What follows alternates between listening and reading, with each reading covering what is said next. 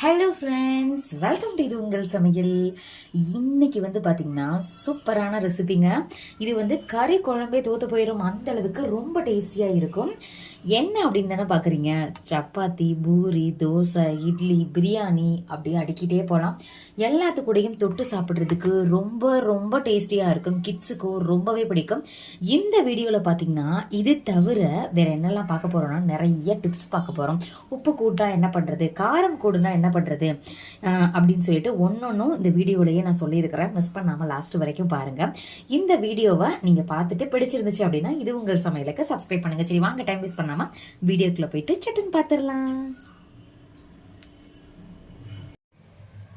கடாயில தண்ணி சேர்த்துக்கங்க. தண்ணி நல்லா இந்த மாதிரி கொதி வரணும்.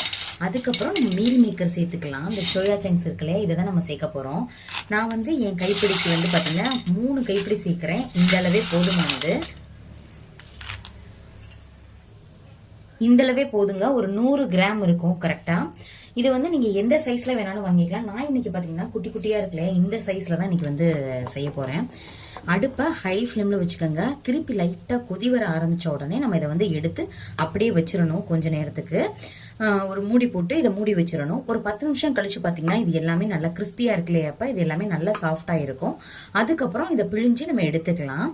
இந்த இது பார்த்தீங்கன்னா சோயா சங்க் சாப்பிட்றது ரொம்பவே நல்லது. நீங்கள் வீக்லி ஒன்ஸ் இதை தாராளமாக செஞ்சு கொடுக்கலாம். இதை கிரேவியாக செய்யலாம். அப்படி இல்லைன்னா பார்த்தீங்கன்னா இதை ஃப்ரை 65 மாதிரி செய்யலாம். இல்லை பிரியாணியில் கூட நம்ம சோயா பிரியாணி கூட செய்யலாம். ரொம்பவே நல்லா இருக்கும். இப்போ கொதி வந்துருச்சு. அப்படியே இதை ஆஃப் பண்ணி ஒரு 10 நிமிஷத்துக்கு இதை மூடி போட்டு மூடி வச்சிடலாம். அடுப்புல கடாய் வச்சுக்கோங்க. இதுல கொஞ்சமா பட்டர் சேர்த்துக்கலாம். இதுல நீங்க என்னன்னாலும் சேர்த்துக்கலாம். நெய் சேர்த்துக்கலாம், எண்ணெய் சேர்த்துக்கலாம், தேங்காய் எண்ணெயில கூட செய்யலாம். ரொம்பவே நல்லா இருக்கும். ரீஃபைண்ட் ஆயில் தவிர எதுனாலும் நீங்க இதுல சேர்த்துக்கோங்க. நான் இன்னைக்கு கொஞ்சம் ரிச்சா இருக்கட்டும் அப்படின்றதுனால பட்டர் சேர்த்திருக்கிறேன். நம்ம சேர்த்திருந்த பட்டர் பாருங்களேன் நல்லா மெல்ட் ஆயிருச்சு. இந்த நேரத்துல ஒரு 3/4 டீஸ்பூன் சீரகம் சேர்த்துக்கோங்க.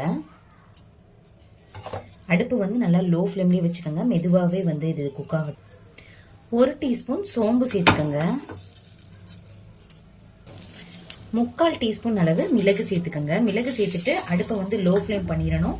இல்லைன்னா உங்களுக்கு அப்படியே டப்பு டப்பு நம்ம மேடையே தெரிச்சிரும். மிளகு சேர்த்துட்டு நல்லா இங்கே பாருங்களேன் பபிள்ஸ் நல்லா வருது. லைட்டாக அந்த மாதிரி கொதிக்கிற மாதிரி இருக்கு பார்த்தீங்களா. இந்த மாதிரி வந்ததுக்கு அப்புறமேட்டி நல்லா ஃப்ளேவர் வந்ததுக்கு அப்புறம் இதில் நம்ம வெங்காயம் சேர்த்துக்கோங்க. பெரிய வெங்காயம் தான் நான் எடுத்துருக்கிறேன். பெரிய வெங்காயம் சேர்க்கும்பொழுது லைட்டாக ஒரு ஸ்வீட்டோட டேஸ்ட் வரும். அது ரொம்பவே நல்லா இருக்கும் இந்த கிரேவிக்கு. ஒரு 2 பெரிய வெங்காயத்தை இந்த மாதிரி கட் பண்ணிக்கோங்க. இது நம்ம அரைக்க தான் போகிறோம், அதனால இந்தளவு கொஞ்சம் பெருசாக கட் பண்ணால் கூட இன்னும் பரவாயில்ல. நல்லா அதை வதக்கி விடுங்க. கலர் நல்லா சேஞ்ச் ஆகணும்.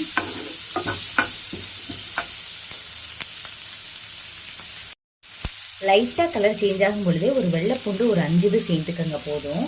இதையும் சேர்த்து நல்லா வதக்கணும். இதுவுமே நல்லா இதுலேயே வதங்கிடணும். அதனால தான் இந்த ஸ்டேஜ்லேயே நம்ம சேர்க்குறோம். இதுலேயே நம்ம ஒரு துண்டு இஞ்சியும் சேர்த்துக்கலாம். இஞ்சியை நம்ம தோல் நல்லா எடுத்துடணுங்க.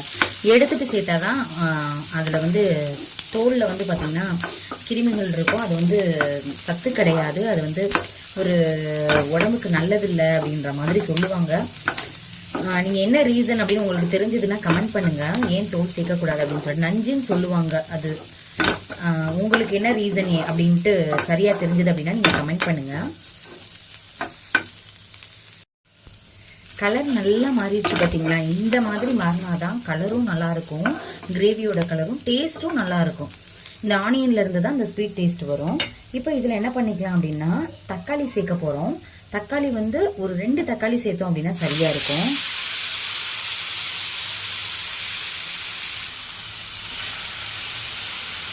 சேர்த்துட்டு இதையுமே நல்லா வதக்கிக்கோங்க. தக்காளி நல்லா வதங்கிருச்சுங்க. இப்போ இதை ஆஃப் பண்ணிட்டு இதை நல்லா ஆற வச்சிடலாம். ஆற வச்சுட்டு தான் அரைக்கணும், இல்லை மேலே தெரிச்சிரும். நல்லா ஆறுனதுக்கப்புறம் மிக்ஸி ஜாரில் போட்டு எவ்வளோ நைஸாக அரைக்க முடியுமோ அந்த மாதிரி அரைச்சிக்கோங்க.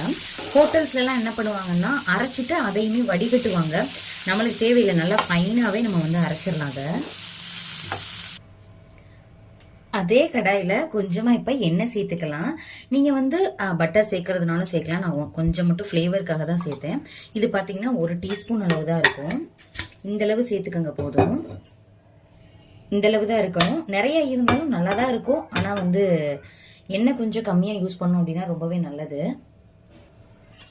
இதில் கொஞ்சமாக மட்டும் பட்டை சேர்த்துக்கங்க. ரொம்ப சேர்த்துட்டோம்னா ஃப்ளேவர் நல்லா இருக்காது. அதே மாதிரி நம்ம அரைக்கும் போது சேர்த்தாலும் நல்லா இருக்காது. பிரியாணியில் கொஞ்சமாக சின்னது மட்டும் சேர்த்துக்கிறேன் ஒரு ஃப்ளேவருக்காக. உங்கள்கிட்ட பெருசாக இருந்ததுன்னா நீங்கள் ஆஃப் கூட சேர்த்துக்கலாம். அது மாதிரி சோம்பு கொஞ்சமாக ஒரு 3/4 டீஸ்பூன் சேர்த்துக்கோங்க. எல்லாமே வந்து எண்ணெயிலே நல்லா பொரியட்டும். கலர் நல்லா சேஞ்ச் ஆகிடுச்சு. இப்போ என்ன பண்ணிக்கலாம்னா வெங்காயம் மறுபடியும் நம்ம வெங்காயம் சேர்க்கணும். ஒரு அரை வெங்காயம் மட்டும், பெரிய வெங்காயத்தில் தான் அரை வெங்காயம் மட்டும் நான் இப்போ சேர்க்குறேன். நல்லா அதை வதக்கி விடுங்க.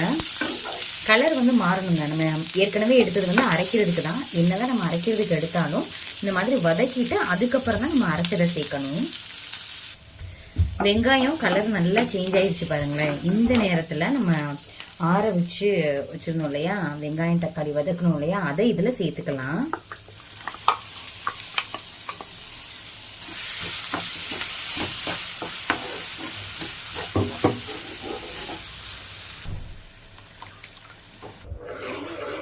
இதுல வந்து மிளகு தவிர வேற எந்த காரமுமே நம்ம சேர்க்கல. காஷ்மீரி சில்லி பவுடர் இருக்கு இல்லையா, நம்ம அதுதான் சேர்க்க போறோம். அது நல்ல கலர் கொடுக்கும். இன்னொன்னு டேஸ்ட்டும் நல்லா இருக்கும். இல்ல கலர்லாம் தேவையில்லை அப்படின்னு நினைச்சீங்கன்னா நீங்க வந்து வெறும் மிளகாய் தூள் கூட சேர்த்துக்கலாம். டேஸ்ட்ல எந்த டிஃபரன்ஸும் இருக்காது. இதுல 1 டீஸ்பூன் அளவு மட்டும் மிளகாய் தூள் சேர்த்துக்கங்க. கரம் மசாலா 3/4 டீஸ்பூன் சேர்த்துக்கங்க. 1 டீஸ்பூன் கல்லுப்பு சேர்த்துக்கோங்க. இன்னுமே இது திக்காக தான் இருக்குது. நம்ம வந்து கொஞ்சம் இதில் தண்ணி சேர்க்கணும். மிக்ஸ் பண்ணிவிட்டு நம்ம கன்சிஸ்டன்சி பார்த்துட்டு நம்ம தண்ணி சேர்த்துக்கலாம். 1 சிட்டிகை மட்டும் மஞ்சள் தூள் சேர்த்துக்கிறேன். இதில் மஞ்சள் தூள் சேர்க்கணும் அப்படின்ற அவசியம் இல்லை. இருந்தாலும் நம்ம செய்கிற சாப்பாடுகளில் மஞ்சள் தூளும் அதுக்கப்புறம் பெருங்காயத்தூள் இருக்கு இல்லையா, அதுவும் கொஞ்சம் சேர்க்கறது ரொம்பவே நல்லது. அதனால இருக்கிற வாயுவை வந்து இது வந்து வெளியேற்றிடும். நாளா சரி வந்து நம்ம உடம்புல இருக்கிற கேஸை வந்து இது வெளியேற்றுறதுக்கு ரொம்பவே ஹெல்ப்ஃபுல்லாக இருக்கும்.